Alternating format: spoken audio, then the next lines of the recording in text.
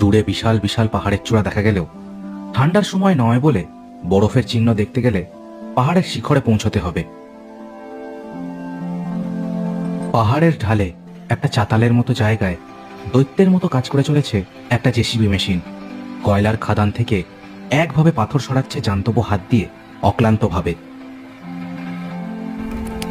খাদানের থেকে সামান্য দূরেই বেশ কয়েকটা তাঁবু। তাঁবুর সামনে আগুন জেলে জমায়েত করছে কুলি মজুরেরা, আর রান্নাবান্না করছে কেউ কেউ। খাদানের সামনে কোমরে হাত দিয়ে জেসিবি মেশিনটার কাজ তদারক করছে নরেশ সামন্ত। কম বয়সের ছেলে এই নরেশ সামন্ত। মাত্র মাস দুয়েক হলো এই খাদানে ম্যানেজারের চাকরি নিয়ে এসেছে আসানসোল থেকে। এই যে হেতম্বদা, একটু আস্তে, মেশিনটা পুরনো, এক্ষুনি নাট বল্টু কিছু ভাঙলে কিন্তু আর দেখতে হবে না। এই ওদিকে ওদিকে ওদিকে একটু দেখো।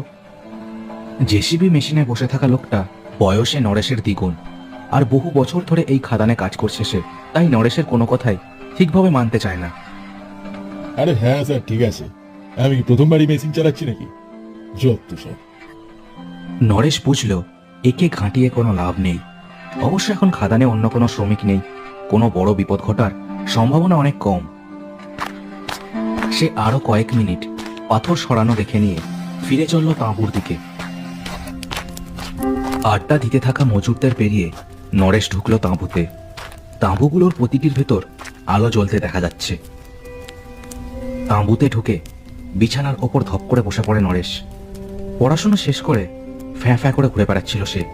তারপর এই খাদানের মালিক বিনয় চাঁদ মল্লিকের সাথে তার এক আত্মীয়ের যোগাযোগ সূত্রে এই চাকরিটা পেয়েছে সে। বসে বসে এইসব পুরনো কথাই ভাবছিল নরেশ। বাইরে জ্বলতে থাকা আগুনের তাপে এখানে বসে বসেও তার যেন আঁচ লাগছে। হঠাৎ প্রচন্ড একটা ধাতব শব্দে চটকা ভেঙে গেল নরেশের। বাইরে কুলি মজুররা জটলা শুরু করেছে। সবাই খাদানের দিকে তাকিয়ে আছে। নরেশ তাঁবু থেকে বেরিয়ে হন্তদন্ত হয়ে সেদিকে গেল। খাদানের কাছে গিয়ে দেখল হেতম্ব দৈত্যের মতো মেশিনটার সামনে কাঁচু মাচু মুখ করে দাঁড়িয়ে আছে। একজন দুজন মজুরও আছে সেখানে। কি হলো হে? হ্যাঁ, কি হলো? কি জানি স্যার, মনে তো হচ্ছে জেসিবির পিস্টন ঘষা খেয়েছে। বুঝেনি তো, পুরনো মেশিন আর কি।